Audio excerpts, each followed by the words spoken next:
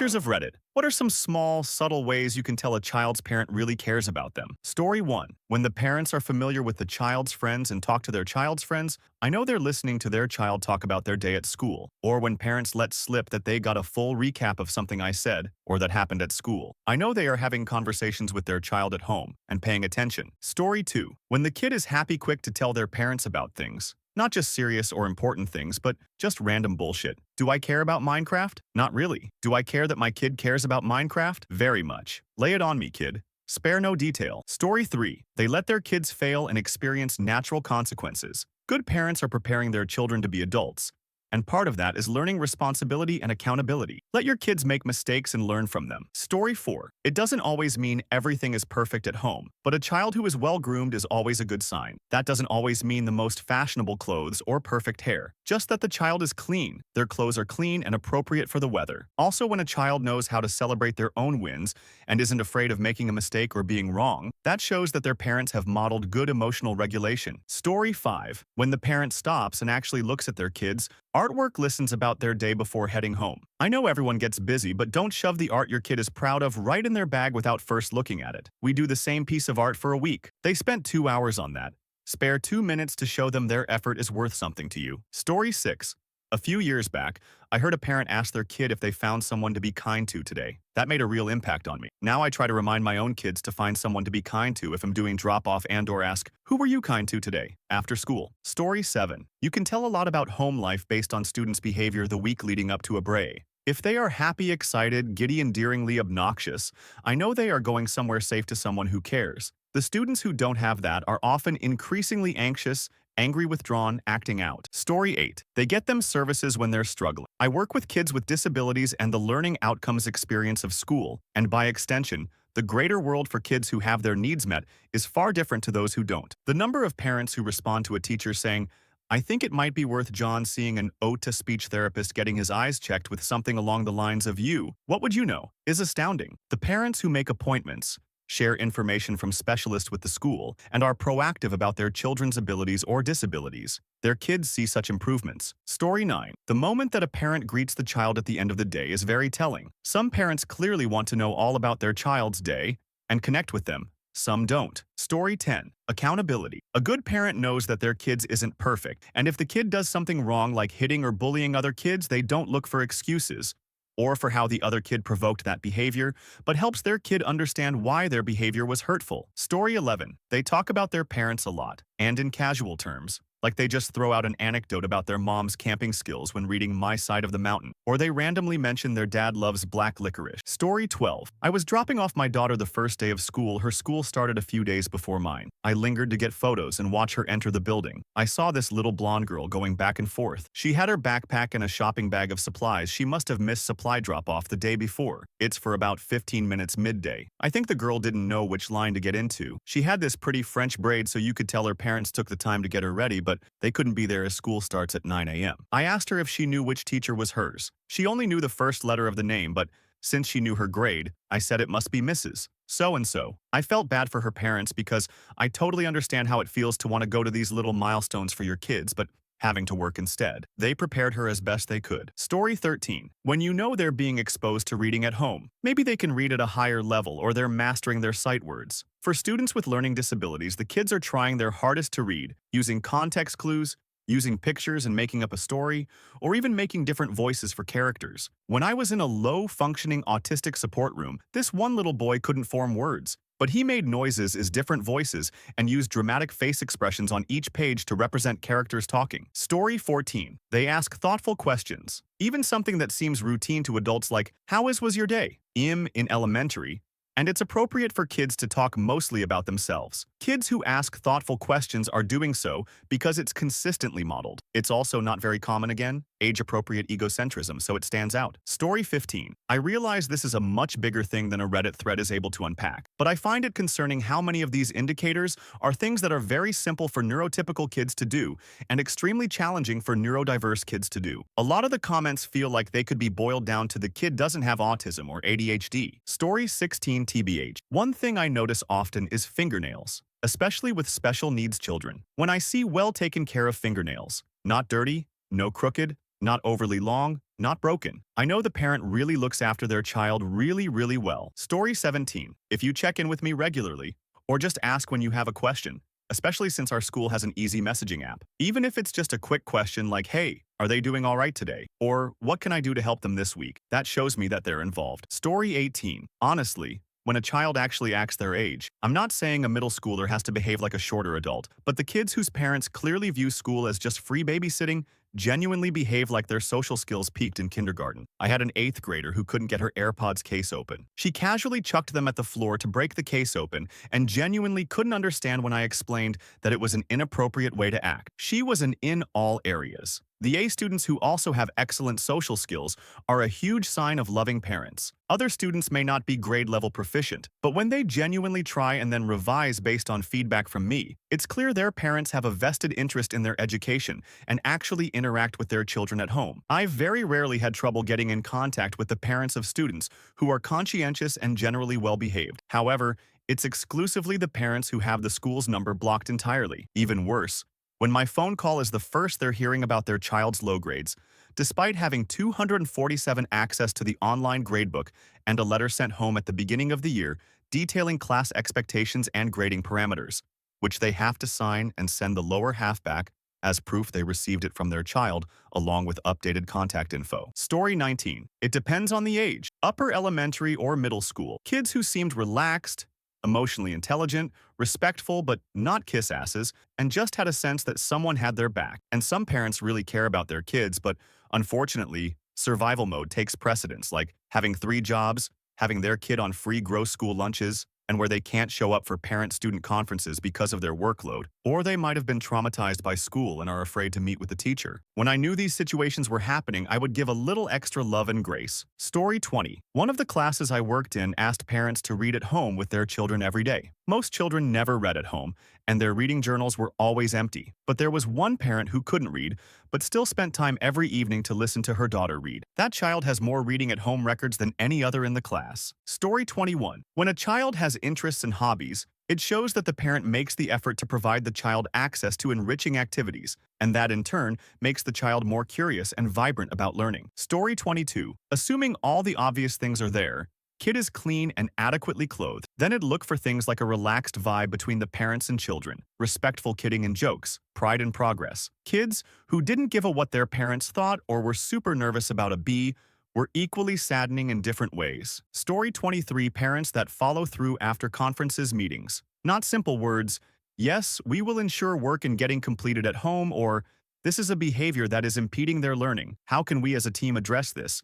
But action. Also, limiting phone technology at home and putting them in too many sports extracurriculars. I have students who say their parents let them be on their phones, literally from when they wake up, go to school, and then after school until they go home. We're talking 7 hours of screen time a day, or that they have 3 to 4 hour practices after school. Student athletes are students first, athletes second. Story 24. Look at you all with neurotypical kids. We put in 40 HRs a week with therapy and social skills on top of school, and you'd still think they might be feral. Praise teachers and what they deal with. Caring, pleasant children. Story 25. When they ask me questions that are addressing their child's well-being, how they are doing socially, etc., not their grade. The conversation revolves around how the child feels about themselves, as in self-esteem, enthusiasm for studies, etc., as opposed to how they can get an A. Also, kid cares for others. Things like noticing when a classmate needs something and taking care of it. You were absent. Do you want to copy my notes or do you need this handout? Lastly,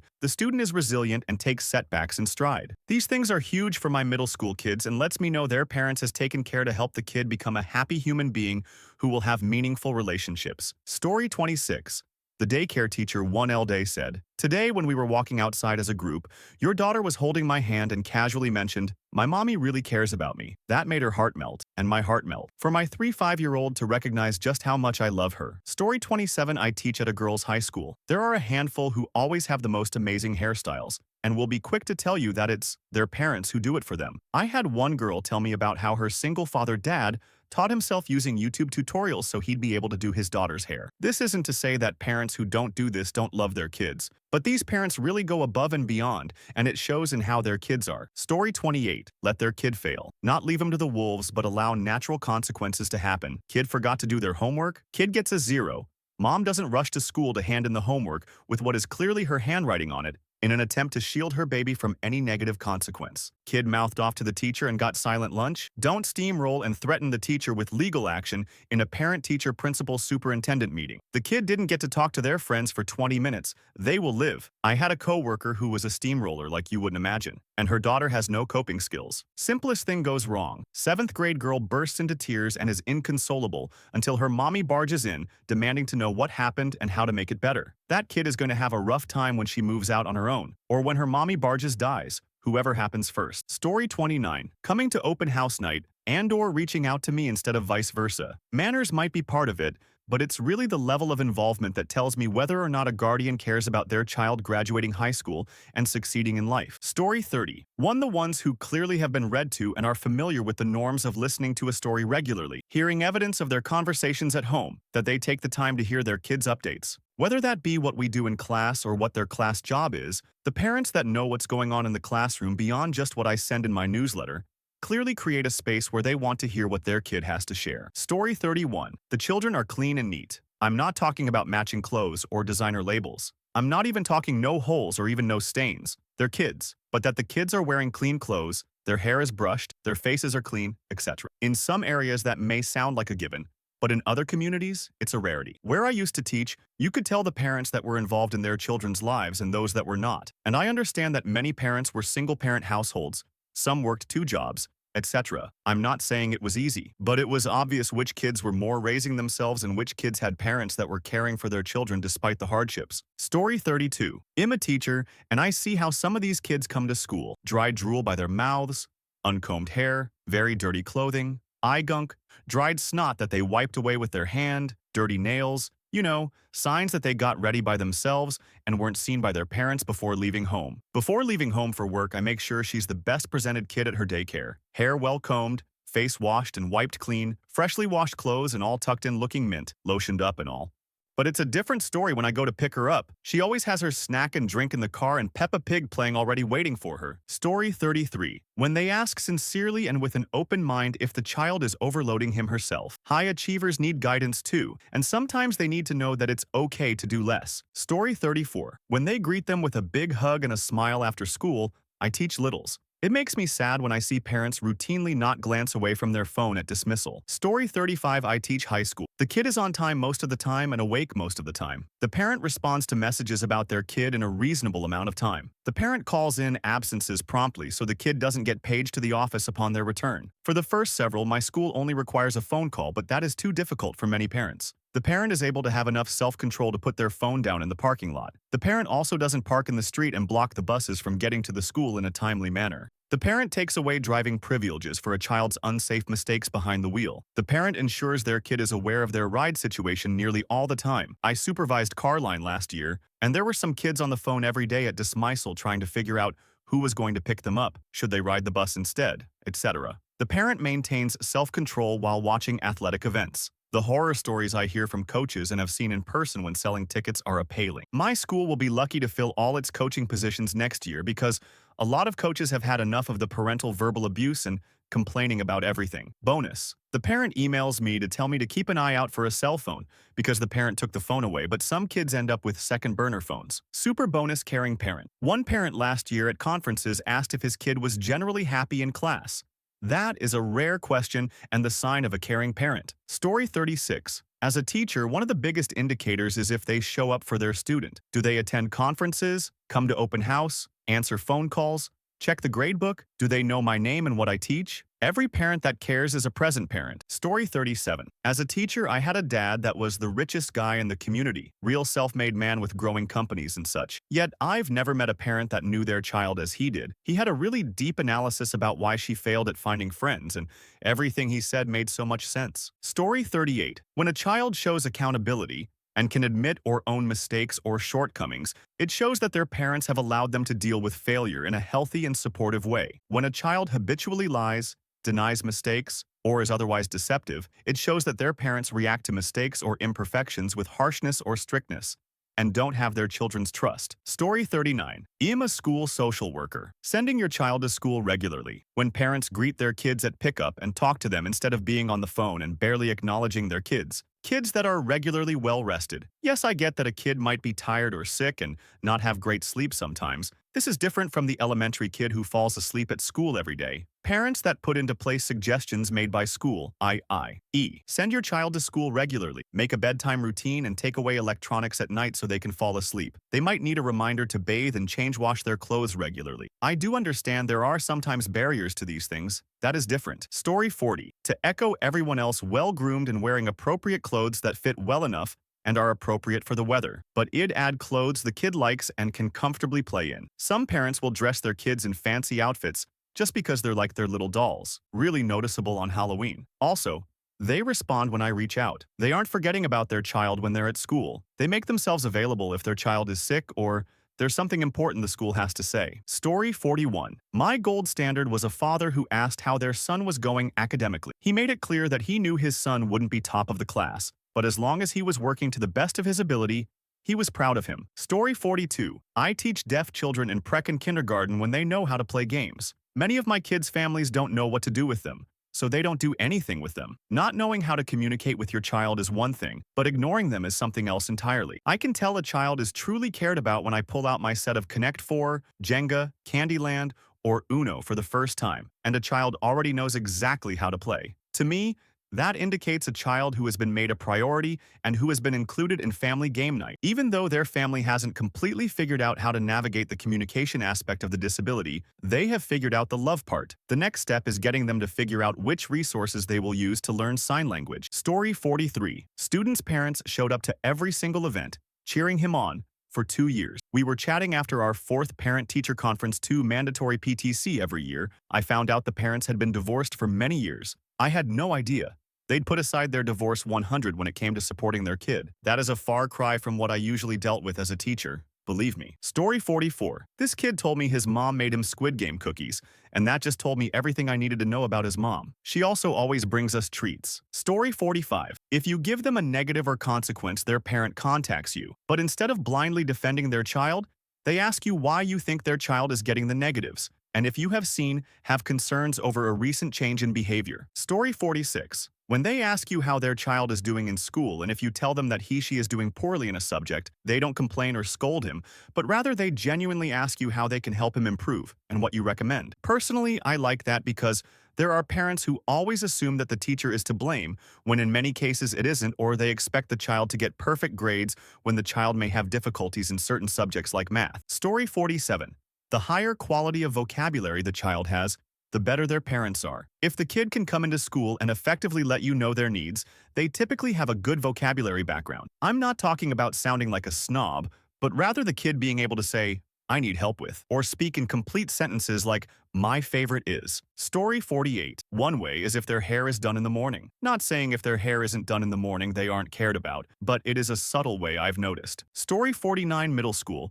So I have a little less contact with parents directly, but when a 12-yo complains about not being allowed to have TikTok or Snapchat or whatever drama-causing social media app is big at the moment, I know the parents are paying attention. I always tell the kid their parents are doing a good job in response. Teens don't want to hear it, but it takes a village, and if their adults are consistent, it does matter. Story 50. Okay, so I'm no longer a teacher, but I used to teach disabled students of all ages through a certain program. The kindest, most loving thing I ever saw was a parent who self-admittedly did not have much book knowledge. They basically got through their GED, and then they went straight into their trade and didn't further any outside education or keep up with any of the changes in the overall education system, etc. Well, this angel of a parent decided to start taking night classes on the topic that their child was really struggling in. This angel, without telling anyone, decided to better their own education in order to better understand and help their child learn. Maybe not the most subtle, to be honest, but definitely the most love I saw. Story 51. I'm an ESL teacher,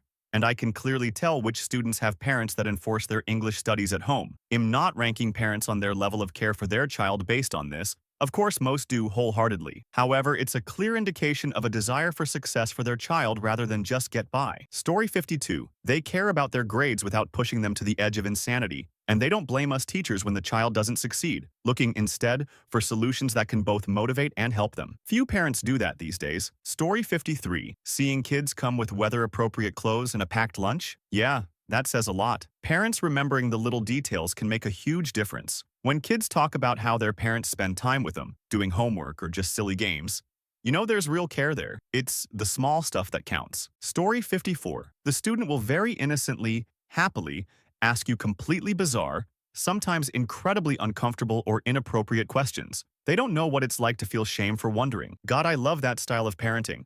The kids are usually weird AF and completely unbothered by their own lack of belonging to any kind of typical, "this is who I am" cult. It's so simple, but I can tell it does so much for their sense of self-worth and ability to grow, knowing they can explore their own curiosity, ask the world, and it will be accepted. Story 55. A well-groomed, clean child. When the parents put effort in their child's appearance and it shows in little details, and I'm not talking about expensive clothes. Also, when the child behaves like a child, wide-eyed wonder and childish naivety rather than adult speak and cynicism. Story 56.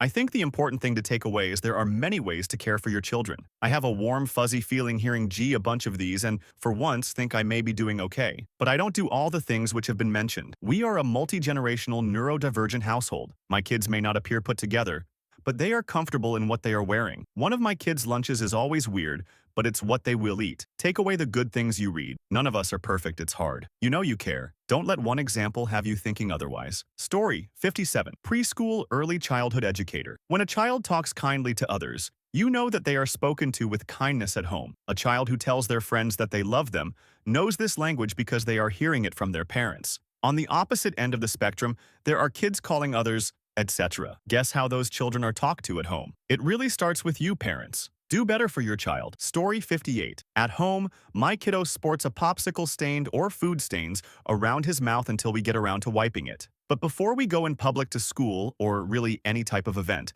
I always make sure to wipe his mouth off just as I would mine and put lotion around it if he is looking crusty. And of course his sticky little hands too, lol. Story 59. Preschool teacher. Having enough extra clothes and appropriate weather attire. I constantly have kids who are potty training and have accidents through the day. Often, when I go to where their spare clothes should be a basket under their cubby, there's only a t-shirt and one random sock. Also, many parents rush out the door in the mornings and bring their kid with a t-shirt and windbreaker when the wind chill is below 20 degrees F. No hat, no coat, no gloves, no care. Story 60. One simple way that parents show they care for their kids is that they make an effort to show up during school presentations. You don't even need to be a teacher to notice that, lol. Story 61. The child's lunchbox is wiped cleaned out on a regular basis. Not just emptied out, but cleaned with a Lysol wipe or put through the dishwasher. The child's backpack is emptied daily. The child is clean and wears clothes that fit. Sadly, I work in a school district that has made me lower my expectations significantly. There's so many parents out there. Story 62. Hygiene is an indicator for me. I teach 6th grade,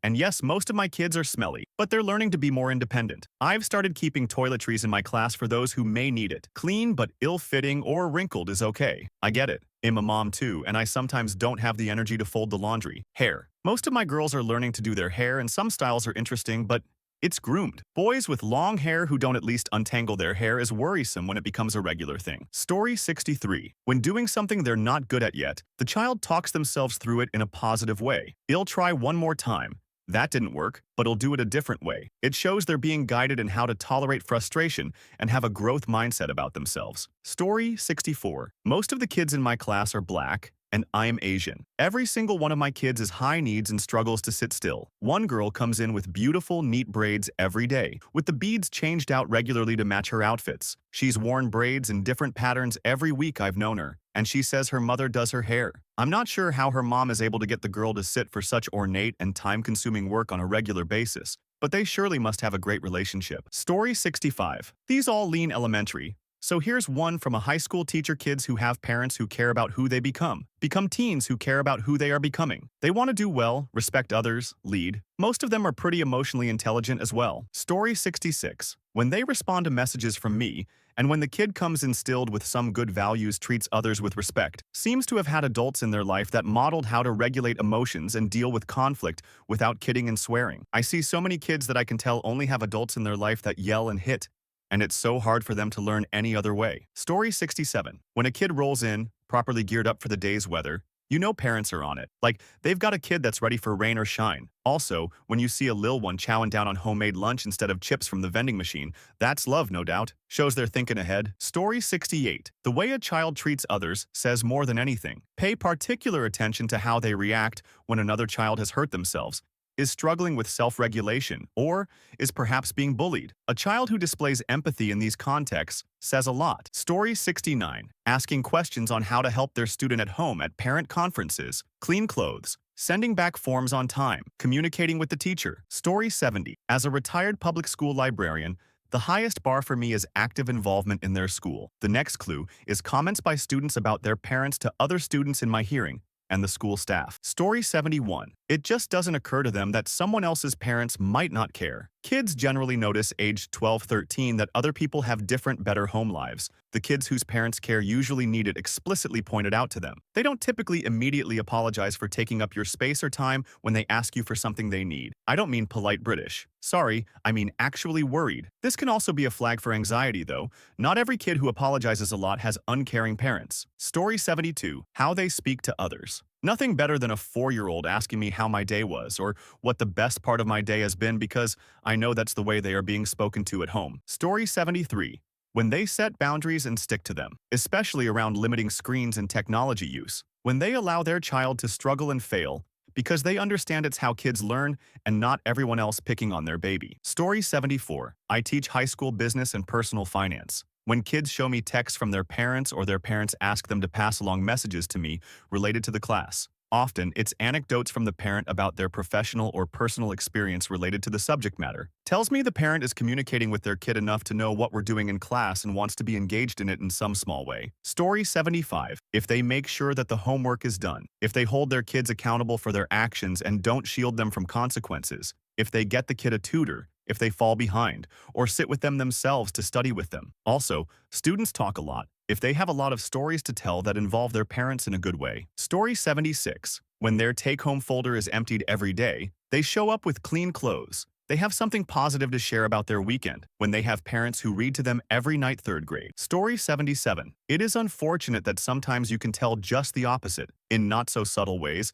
like the time Jim's parents left for a week-long European vacation without telling him. Just left a note that he found one Friday after coming home from school that they'd be home in a week, and that there were Hot Pockets in the freezer if he got hungry. Jim was a very young 18 with no siblings. We insisted he stay with us instead. Emotionally distant is the most charitable I can call some of these other parents. Story 78. Children who have interesting things to retell during show and tell. Their parents don't spend lots of money on them, but spend lots of time with them, like going for walks along the river and spotting animals. Story 79. When I check their daily weekly folder or backpack and the items that were previously placed inside have been removed. I feel so bad for kids when I send home their work or a note for special recognition and it never leaves their backpack. And this isn't just 1 and 2 days passed during a busy time. I've seen papers stay in backpacks for weeks. And when I ask the student, they say, well, my mom said throw it away or my dad doesn't like me giving him a bunch of trash. Story 80. For little kids nail-clipped, well-groomed, and clean clothes. Even with kids with disorders that are sensitive to fabrics or bath, or kids who enjoy art and nature and tend to get themselves messy, those that are cared for looked very different with kids who are neglected. Story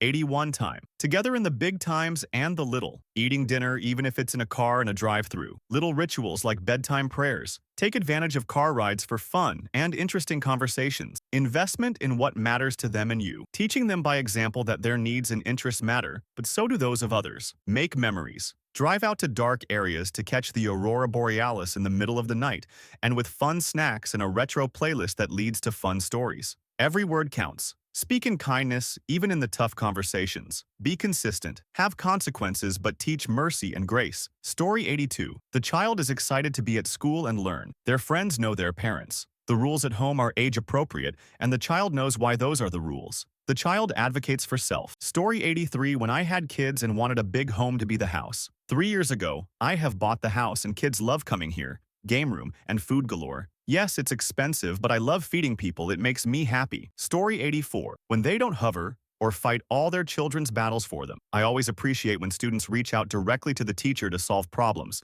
improving grades, changing seats, reporting bullying, explaining absences, etc. Story 85. Not a teacher, but my parents did care about me when they noticed that I wasn't doing right in school. Well, academically, I was doing just fine. Health-wise, They noticed something was up. It wasn't just my parents who noticed something was up, but they teamed up with other parents who had similar concerns. It's pretty rare for someone from the hood to give a about something, but when it comes to kids, many parents go straight to Mama Bear and Papa Wolf mode. Once, the parents of a fellow classmate straight up went after the abusive assistant principal and teacher after they noticed what was up with their kid. Yeah, most Asian people, especially Koreans, which was the case here, are among those you don't want to F around and find out. When word got back to the principal, the abusive parties were punished despite not being able to fire them because they were tenured. Word of advice: if you screw with people that have disabilities, expect their parents to go right into Mama Bear and Papa Wolf mode. Story 86.